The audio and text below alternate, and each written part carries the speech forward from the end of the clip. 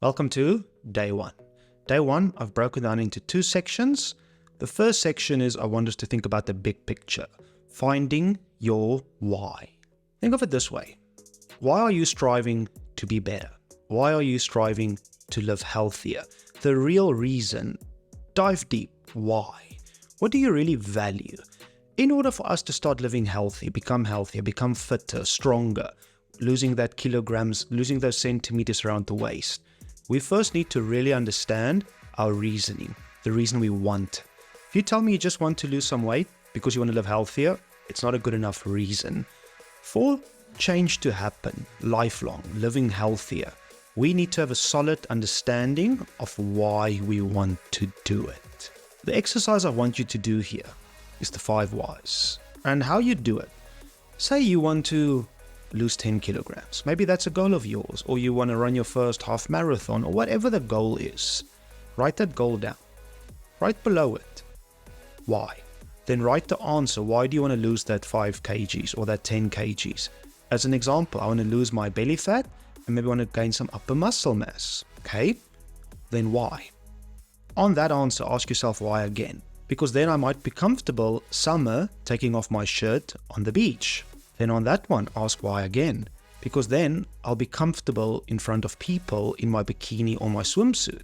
Okay, then why?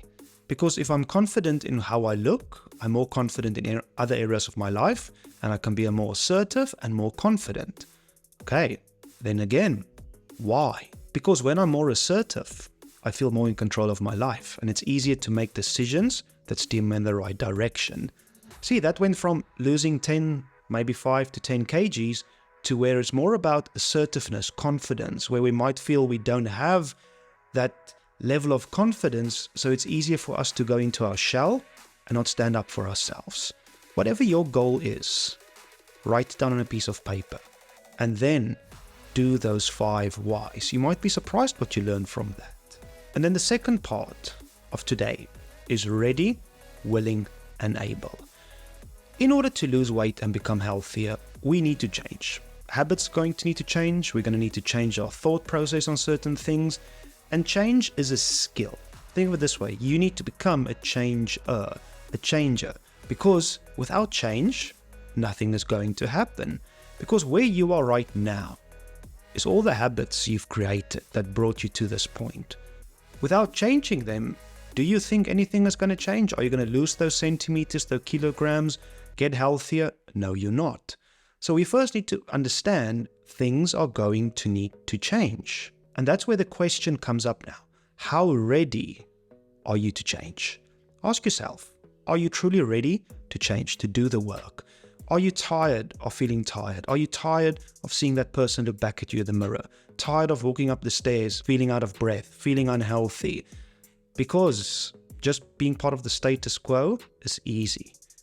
To become healthier, a better version of yourself, it needs change. So ask yourself, how ready are you to change? Then the next one, how willing are you to change? Because ready means, yes, I can't do this anymore. I want to change. Are we willing to show up, to do the work, to do the things when it doesn't feel like doing it, to say no to the things we know we shouldn't be doing? Without us being willing to do change, nothing will change. On a scale of 1 to 10, rate yourself. How willing are you to change? It's easy to stay exactly the same person you are. But ask yourself, being that same person a year from now, where's that leading you? How willing are you to change? And then the third one, how able are you to change? And what do I mean with this one? We need to also be realistic about our life. What is my schedule like? Maybe you have a new baby. Maybe you have night shifts and day shifts. We still need to understand what our day looks like, the limitations of our schedule. And then within that margins, how able are we to change? Some people can change a lot of things a lot quicker. Some of us might be realistic. We can't change that much as quick because we've got other responsibilities to take care of. We all are able to some extent, but how able we are still needs to fit in with the goals we put on ourselves. So ask yourself there also, on a scale of 1 to 10, how able are you to change? to recap those three: how ready are you to change, how willing are you to change, and how able are you to change?